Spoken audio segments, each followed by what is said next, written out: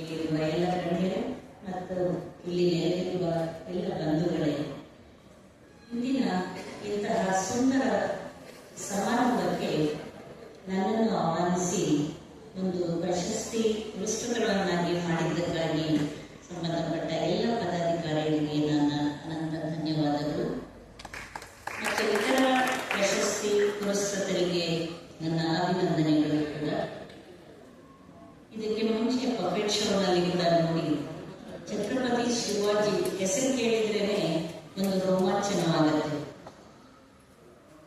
ಅದನ್ನ ಕತೆ ಓದೋದಾಗಲಿ ಅಥವಾ ಈ ಪಪೆಟ್ ಶೋನಲ್ಲಿ ನೋಡಿದಾಗಲಿ ಒಂದು ಮನಸ್ಸಿನಲ್ಲಿ ಅಚ್ಚಳಿದೆ ಉಳಿಯುವಂತ ಛತ್ರಪತಿ ಶಿವಾಜಿ ಮಹಾರಾಜರ ಅಂತಹ ಮಹಾನ್ ವ್ಯಕ್ತಿಯ ಈ ಒಂದು ಸುಂದರ ಜಯಂತಿ, ಛತ್ರಪತಿ ಶಿವಾಜಿ ಮಹಾರಾಜರ ಜಯಂತಿಯಲ್ಲಿ ಪಾಲ್ಗೊಳ್ಳಲು ನಿಜಕ್ಕೂ ನಾನು ಬಹಳ ಪುಣ್ಯ ಮಾಡಿದ್ದೇನೆ ಮತ್ತು ಅದೃಷ್ಟ ಅಂತ ಭಾವಿಸುತ್ತೇನೆ.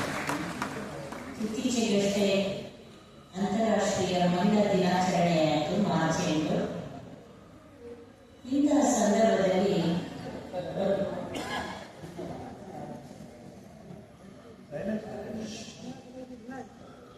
ಸಂದರ್ಭದಲ್ಲಿ ನನ್ನನ್ನು ಕೂಡ ಇವತ್ತಿನ ದಿವಸ ಪ್ರಶಸ್ತಿಗೆ ಆಹ್ವಾನಿಸಿದ್ದು ಬಹಳ ದೊಡ್ಡ ವಿಷಯ ಅಂತ ಹೇಳ್ಬೋದು. ಮಹಿಳಾ ದಿನಾಚರಣೆ ಎಂದರೆ ಬಹಳ ಸಾಧಾರಣ ಸ್ತ್ರೀಯರ ಅಸಾಧಾರಣ ಕೆಲಸಗಳಿಗಾಗಿ 100 ವರ್ಷಗಳ ಹಿಂದೆಯೇ ನಮ್ಮ ಸ್ತ್ರೀಯರು ಅವರ ಶಕ್ತಿ ಸಾಮರ್ಥ್ಯವನ್ನು ತೋರಿ ಬೀದಿಗಿಳಿದು ಹೋರಾಟ ಮಾಡಿದ ಆ ಫಲದಿಂದ ಇವತ್ತು ನಮ್ಮ ಎಲ್ಲ ಮಹಿಳೆಯರು ಒಂದು ಇವತ್ತಿನ ಎಲ್ಲ ಸವಲತ್ತುಗಳನ್ನು ನಾವು ಅನುಭವಿಸ್ತಾ ಇದ್ದೀವಿ. ಇದರಲ್ಲಿ ಪುರುಷರ ಪಾಲ್ಗೊಳ್ಳುವಿಕೆ ಕೂಡ ಬಹಳ ದೊಡ್ಡದು. ಅಂತಹದರಲ್ಲಿ ಇವತ್ತಿನ ಈ ಸಮಾರಂಭದಲ್ಲಿ ಅಂತಾರಾಷ್ಟ್ರೀಯ ಮಹಿಳಾ ದಿನಾಚರಣೆಯ ಸುಸಂದರ್ಭದಲ್ಲಿ ಇದು ಕೂಡ ಒಂದು ಬಹಳ ಮುಖ್ಯ ಆಗುತ್ತೆ. ಈಗ ನಾನು ಬಹಳಷ್ಟು ಭಾಷಣ ಮಾಡೋದು ಅಂತ ಸಮಯ ಅಲ್ಲ ಇದು. ಆದರೂ ಕೂಡ ಆರೋಗ್ಯವೇ ಭಾಗ್ಯ ಅನ್ನೋದು.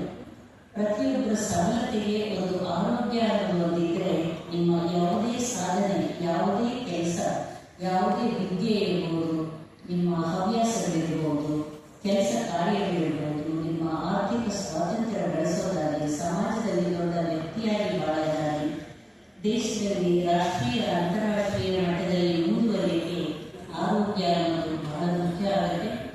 ಆರೋಗ್ಯದ ಪರಿಪೂರ್ಣ ಆರೋಗ್ಯ ಬರೀ ಕೆಮ್ಮು ಜ್ವರ ಇರುವುದಷ್ಟೇ ಆರೋಗ್ಯ ಅಲ್ಲ. ಇದರಲ್ಲಿ ನಿಮ್ಮ ಪರಿಪೂರ್ಣವಾಗಿ ದೈಹಿಕವಾಗಿ, ಮಾನಸಿಕವಾಗಿ, ಸಾಮಾಜಿಕವಾಗಿ ಸುಸ್ಥಿತಿಯಲ್ಲಿರುವುದನ್ನು ನಾವು ಪರಿಪೂರ್ಣ ಆರೋಗ್ಯ ಅಂತೀವಿ. ಈ ಸಂದರ್ಭದಲ್ಲಿ ನಮ್ಮ ಪ್ರೈಮ್ ಮಿನಿಸ್ಟರ್ಗೆ ಮತ್ತು ಕೇಂದ್ರ ಸರ್ಕಾರಕ್ಕೆ ನಾವು ಮಹಿಳೆಯಾಗಿ ನಾವೆಲ್ಲರೂ ಕೂಡ ಅವರಿಗೆ ಒಂದು ಧನ್ಯವಾದಗಳನ್ನು ತಿಳಿಸಬೇಕು. ಯಾಕಂದರೆ ಕ್ಯಾನ್ಸರ್ ಸರ್ವಿಸ್ ಮುಕ್ತ ಭಾರತ ಈ ಅಭಿಯಾನಕ್ಕಾಗಿ ಚಿಕ್ಕ ಹುಡುಗಿಯರಲ್ಲಿ ಅದನ್ನ ಫ್ರೀ ಆಗಿ ಒಂದು ವ್ಯಾಕ್ಸಿನ್, HPV ವ್ಯಾಕ್ಸಿನ್ ಕೊಡೋದ್ರ ಮೂಲಕ ಹಲವಾರು ಸ್ತ್ರೀಯರು ಮರಣಕ್ಕೆ ತುತ್ತಾಗಿ 1.5 ಲಕ್ಷ ಜನರು 1 ವರ್ಷದಲ್ಲಿ ಕ್ಯಾನ್ಸರ್, ಗರ್ಭಕೋಶ ಗರ್ಭಕಂಠದ ಕ್ಯಾನ್ಸರ್ಗೆ ತುತ್ತಾಗೋದನ್ನ ತಡೆಗಟ್ಟುವ ನಿಟ್ಟಿನಲ್ಲಿ ಬಹಳ ದೊಡ್ಡ ಕೊಡುಗೆಯಾಗಿದೆ. ತಾವೆಲ್ಲರೂ ಅದರ ಬಗ್ಗೆ ಸರಿಯಾದ ಅರಿವು ಮೂಡಿಸಿಕೊಂಡು ನಿಮ್ಮ ಮಕ್ಕಳಿಗೆ ಅದನ್ನ ವ್ಯಾಕ್ಸಿನ್ ಕೊಡಿಸಿ 9 ವರ್ಷದಿಂದ 45 ವಯಸ್ಸಿನ ತನಕ ವ್ಯಾಕ್ಸಿನ್ ತಗೊಳ್ಬಹುದು. ಕ್ಯಾನ್ಸರ್ನ ತಡೆಗಟ್ಟಬಹುದು.